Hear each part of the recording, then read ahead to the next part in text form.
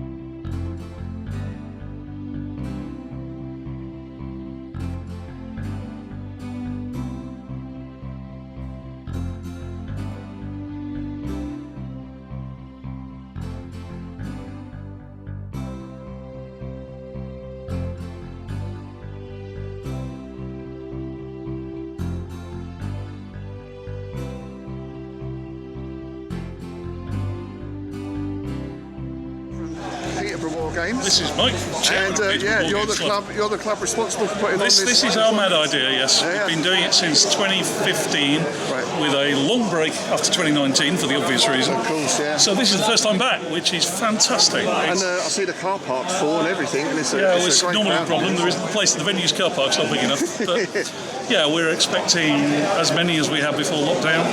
We've got 20 traders, 15 games. Brilliant. Everybody seems to be enjoying themselves. Yeah, it's great, isn't it? So this is the demo game you put in. This is the Dambuster Challenge, yeah. Basically, you try and fly the Lanc, a Lancaster, down the table and blow up the dam in best 6 and 7 squadron conditions. Nice. It's incredibly simple, deliberately. Yeah. If we have a view on show games that if you can't teach someone it in 2 minutes to play it in 10, Then it's not. yeah, then and it's. I mean, okay. So some games it's easier. There are ways around that. You game people can dip in and out. But we always wanted this to be just a turn up and play. Yeah. It's childish, you said. Basically, control the speed of the plane, the height of the plane, and the turn of the plane. And because it's a lank, you can't throw it around the sky, so you can only turn it one notch each way.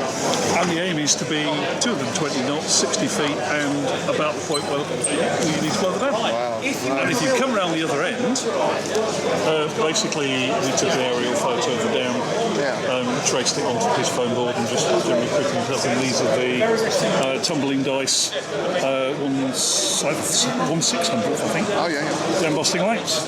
And the idea was that we have some cards to go with these. If the game is really mad, we give them a coloured card that corresponds to the dot of the race and say, call it green, call it, etc. That's like sort of air traffic control, isn't it? Pretty much, yeah. And then we have the dam, which was far more impressive from the side the players don't see. Yes, that's a lovely bit of modelling that is. Wow. How did you put that together? What's that in two or three parts, I guess? I am reliably informed by Andy, who built it. The major problem is it curves in two directions. Both curves this way and vertically. It's a piece of plywood or hardboard, I think, fairly aggressively coerced to fit the frame up. And it's got a skin of foam board on it, of the American style that you can actually peel the paper off the top. And then we've texture rolled the foam to get us the stone texture, and there's a whole lot of work with the hot wire cutters to get the arches. What a great idea for a game as well. It's mental. So you need a few tables. An 18-foot lino.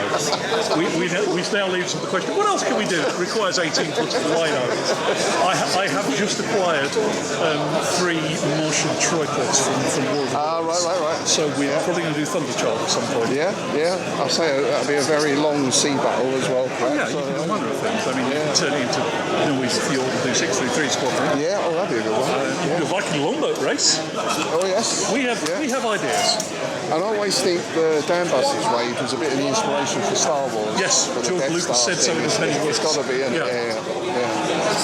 But one of the things we do, which is we always try and teach. As part of it, we do a historical game. We always try and do a bit of teaching, and just to get kids going away, realising that this actually happened. It's not in a book. Or you usually find at this point, Dad is going to say, "Right, we'll show you the Dam Busters movie." Yeah.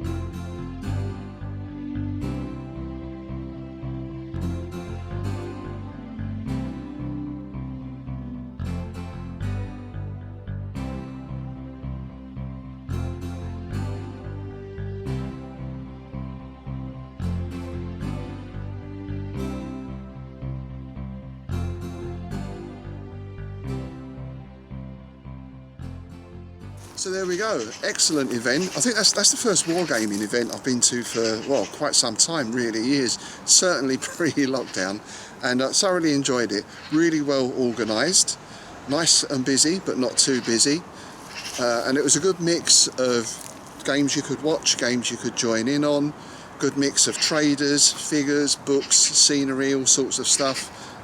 some nice old box games as well. I saw a couple of second-hand box games there that I'd actually sold a little while myself. Always tempted to buy them again, but I resisted that. However, I did come away with quite a lot of other stuff. I've got some books, I've got some figures, I've got some terrain, which of course I will be showing you over the coming weeks.